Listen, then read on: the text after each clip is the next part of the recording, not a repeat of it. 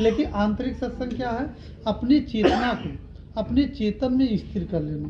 और सारे प्रश्न का एक ही उत्तर है। हमारे पास एक बार भक्तों का जो है प्रश्न आया, लगभग 1322 प्रश्न आया था एक दिन में कि गुरुजी इसका अर्थ क्या होगा। व्हाट्सएप पर जब लोगों ने प्रश्न किया, हमने कहा अगर ये 1322 का अगर उत्तर देने लगेंगे, हो सकता है हफ्ते लग जाए, 10 दिन भी लग सकता है। इसको रोज अगर टाइप करें भी, उसमें भी और भी हमारे नियम संयम है, तो उसमें नियम संयम से चलना पड़ता है। तो हमने कहा कि अब क्या करें। तो फिर प्रश्न तो अलग अलग थे, लेकिन सारे प्रश्न का एक ही उत्तर हमने लिख करके भेज दिया कि ऊर्जा का केंद्रीकरण, अपने आप में लौट जाइए। और सारे प्रश्न का एक ही उत्तर है कि अपने आप में लौट जाइए। बस एक है साधे सब सधे, और सब साधे सब जाए, और जो तू सींचे मूल को तो शाखा पत्र अढ़ाए। तो हमें मूल को, सारे पूजा का अस्तित्व किससे है? अपने चेतन सत्ता से।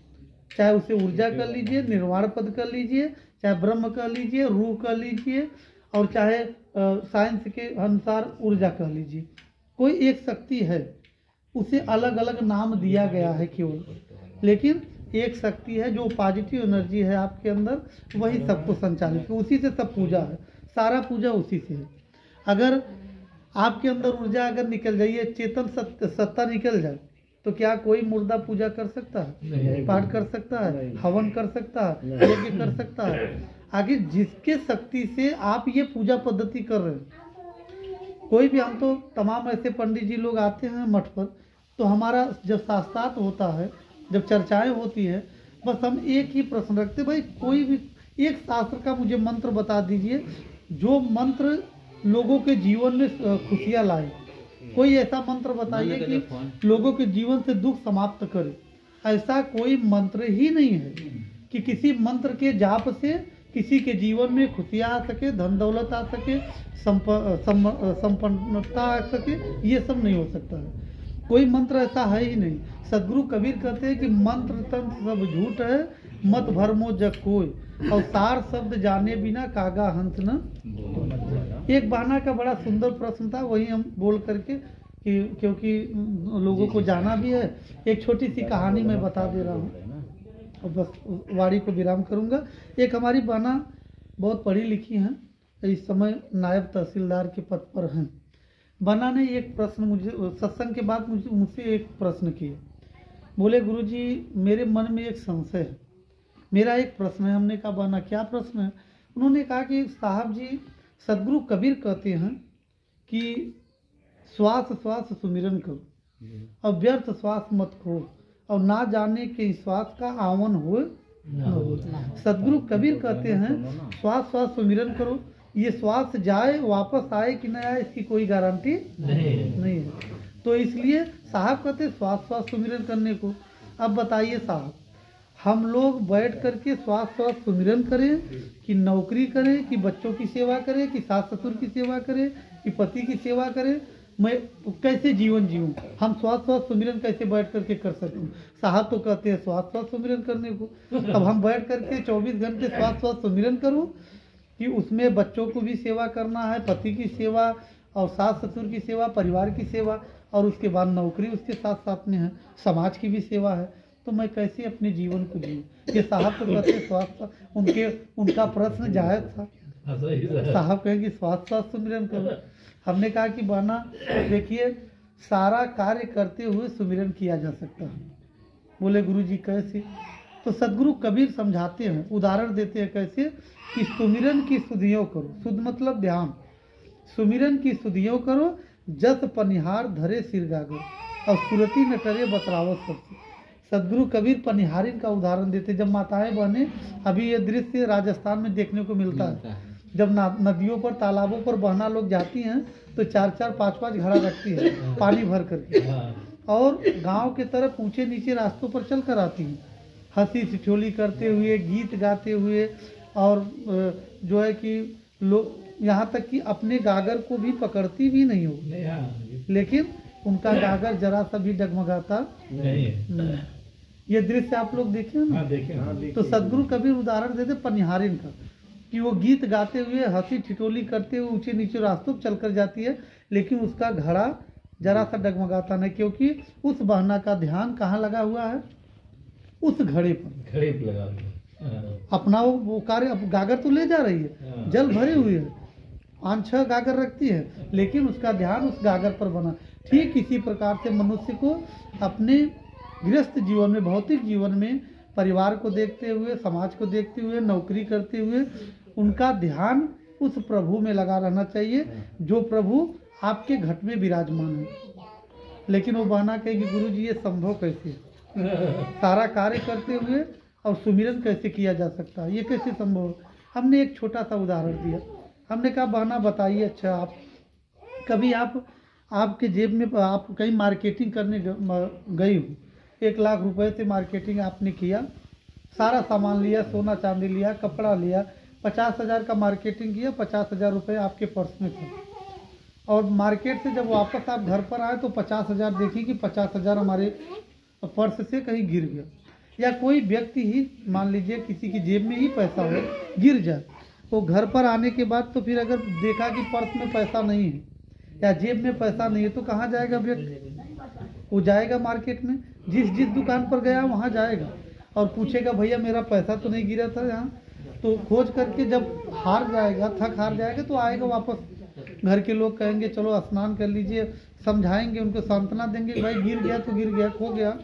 तो आने के बाद वही व्यक्ति को पानी आ जाएगा, साबुन आ जाएगा, बाल्टी में पानी आ जाएगा, वो व्यक्ति स्नान करता रहेगा, साबुन लगाता रहेगा, अपना क्रिया कर रहा है, लेकिन उसका ध्यान कहाँ लगा रहेगा, पैसे पे लगा रहेगा कि नहीं, लगा रहेगा पैसे पे। और भोजन थाली आ जाएगी भोजन की, लेकिन भोजन करता रहेगा, अपना क्रिया तो कर रहा है, लेकिन उसका ध्यान उसी पैसे पे लगा रहेगा। ऑफिस में जाकर कंप्यूटर तो चलाता रहेगा, लेकिन उसका ध्यान कहाँ लगा रहेगा, पैसे। बस ठीक इसी प्रकार जैसे माया में मेरा ध्यान लगा हुआ है, वैसे सदगुरु में लगाइए। क्या नहीं लग सकता, इसलिए कि जितना माया हमारे जीवन में, जितनी माया के लिए जगह है, उतना सदगुरु परमात्मा के लिए जगह नहीं है। माया का महत्व बहुत है। अभी हमारी ये बहना लोग आई हैं, और अगर आते समय जो है जिस अलमारी में गहना वहना रखे हों, पैसे वैसे रखे हों, और लॉक करना भूल जाएं, और यहाँ आने के बाद फिर ध्यान हो कि नहीं हमारे अलमारी में लॉक करना भूल गए, तो यहाँ बैठी रहेंगे, लेकिन ध्यान कहाँ बना रहेगा, उसी अलमारी पर। उस धन की इतनी फिक्र लोगों को होती है कि कोई चोर आकर चोरी न कर ले। लेकिन आप जरा चिंतन करिए, संत सदगुरु कहते हैं कि तेरे हर श्वास है हीरे मोती, जो लुटाने के काबिल नहीं है, बड़ा सौभाग्य नरतन जो पाया, फिर से पाने के काबिल नहीं। ये संत सदगुरु कहते हैं कि तेरे एक एक श्वास हीरे मोती के समान है, और वो सोना चांदी है और रुपया है, और ये हीरे मोती के समान।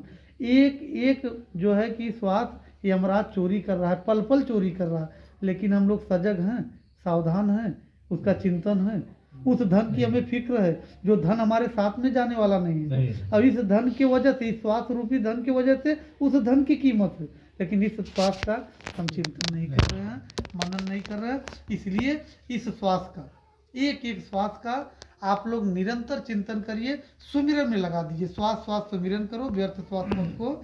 और देखिए साहब कहते हैं माला तो कर में फिरे, तमाम ऐसे पंथ हैं देखते हैं ना माला फेरते हैं, लेकिन सदगुरु कबीर कहते हैं कि नहीं भाई, ये भजन नहीं है, सुमिरन नहीं है, ध्यान नहीं है। पाला तो कर में फिरे, जीव फिरे मुखमान, और मनवा तो 14 फिरे, यह तो सुमिरन। तो सुमिरन क्या है, सदगुरु कबीर से प्रश्न सज्जन करते कहा कि सुमिरन है क्या, तो साहब कहते कि सुमिरन सूरत लगाए के और मुख से कछ मत बोल, और बाहर का पट बंद कर अंदर का पट खोल, अपने अंतःकरण के पट खोलने की जरूरत है। भजन भी आप लोग सुनते हैं ना, साहब हमारे सुनाते भी हैं। हमारे सुप्रीत साहब जब भजन गाने लगते हैं ना, तो हम इशारा करते हैं भाई समय के पाबंदी मत लगाइए, हमें बहुत अच्छा लगता है। हाँ, लेकिन भजन आप लोग सुनते हैं ना साहब का कि घूंघट के पट खोल रे ताको सतगुरु मिलेंगे। घूंघट के पट खोल रे ताको पिया मिलेंगे। घट घट में वह साईं बसत है, कटुक वचन मत बोल रे ताको सतगुरु मिलेंगे। देखिए उदाहरण सदगुरु कबीर प्राणी पदार्थों का देकर तब अध्यात्म लेकर के गए हैं। बहनों का उदाहरण देते हैं कि बहना जब अपने ससुराल में जाती है तो घूंघट करके जाती है। साहब कहते हैं कि जब वो बहना घूंघट हटाती है तभी अपने पति के रूप का दर्शन कर पाती है। घूंघट हटाती है तभी ना। ये तो दृष्टांत साहब ने दिया। अब अपने जीवन में हम लोग देखें, चाहे स्त्री हो चाहे पुरुष, सब लोग दुल्हन के समान हैं। और अपने परमात्मा कौन है?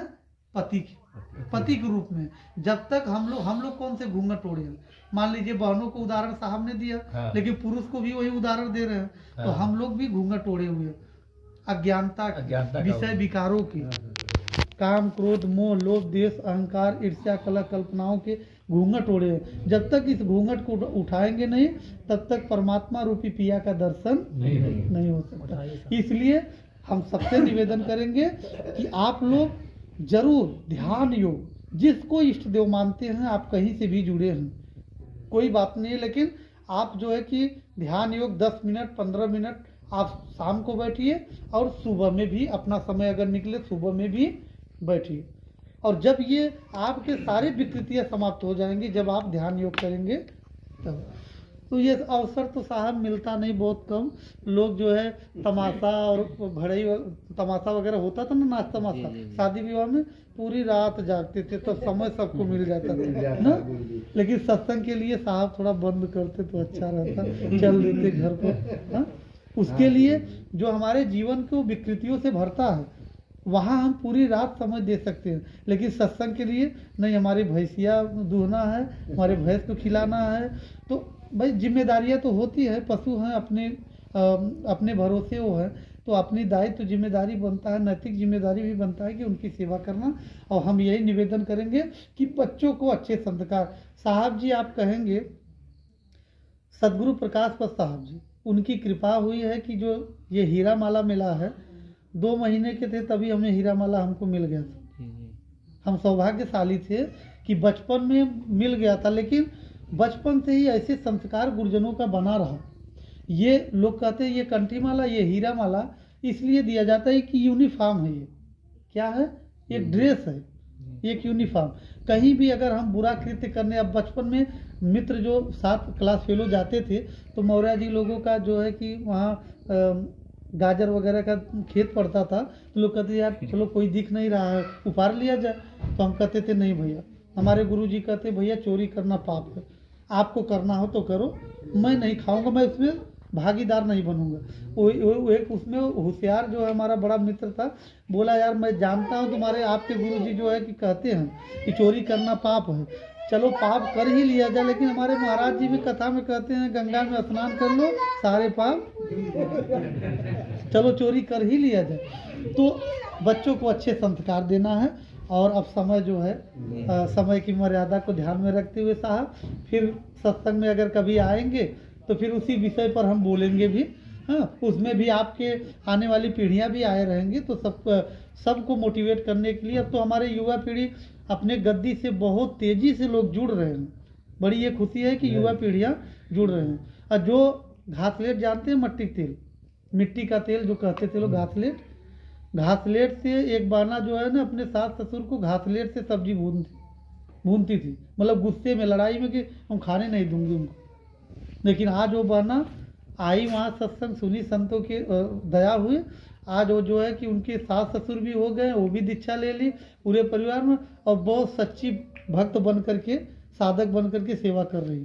सत्संग करेंगे, परिवार में एकता हो। भौतिक जीवन में जब आपके प्रेम होगा और तभी जो है कि अध्यात्म में आप प्रवेश कर सकते हैं, अन्यथा ना। तो साधक आप लोग हैं जो जिस दिन घर में झगड़ा हो जाए और उसी दिन जो है ध्यान में बैठिए, देखिए ध्यान लगेगा, एकाग्र होगा, वही झगड़वे का ध्यान रहेगा। तो इसलिए मेरा यही प्रार्थना है आप लोग मिलजुल करके प्रेम पूर्वक परिवार में एकता बना करके आप लोग आगे बढ़ेंगे। एकता में बड़ी शक्ति है, उन्नति है। और एकता, जिस घर में एकता है उसी घर में लक्ष्मी का वास होता है, धन का वास होता है। और जिस घर में कलेश हो, लड़ाइयाँ हो, झगड़े हो, लक्ष्मी रूठ करके धीरे धीरे चली जाती है। बोलिए सद्गुरुदेव की जय।